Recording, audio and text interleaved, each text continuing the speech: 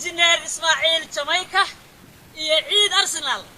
والسلام معايا وكبت حاجي أنا وكسر بحي ولا إلى أرض أنا جاي بستارة يا أصحاب بدن والرمنية بالسحايد الله إن دلالك إنه كم هتسنتي عسي شرفنا ونورانا شنانا.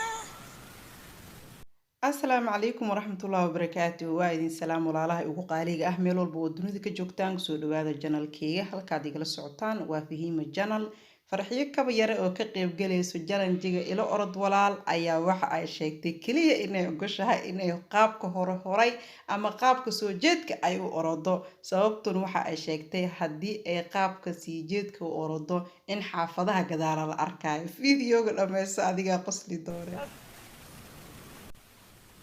حمر كل بدنا وحي يسوق لين يشيك لوق كلها كنت حاجي وعلى ما يتوقف أردي كرتا والله لكن واقابسي إن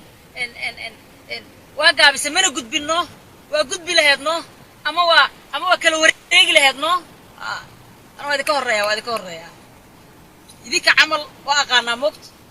وحول بمركب قبنا يسيد أيام ما أركتي لقى فكرة واحد كمان دونه سوتشيت كلي إنه عرّ وكتر قلي يا حافظة دبارت الناس كثير ستان لكن شقائد كذي عند ديار واه هنا إلى أرضه سوتشيت وياك يا عند ديار وراه ولد ديارنا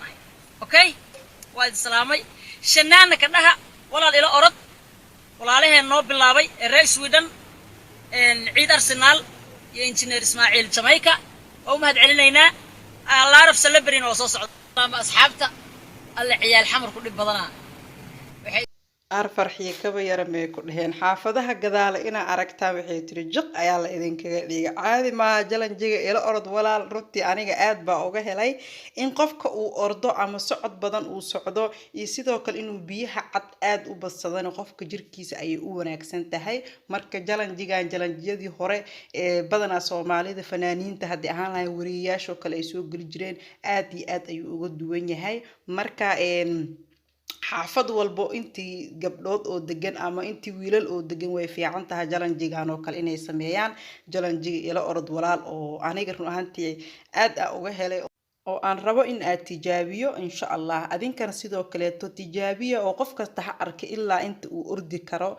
farxiyo kaba yare iyo asxaabteeda challenge-gan soo bilaaway hal iska bareejay ayaa idin leeyahay sidaas iyo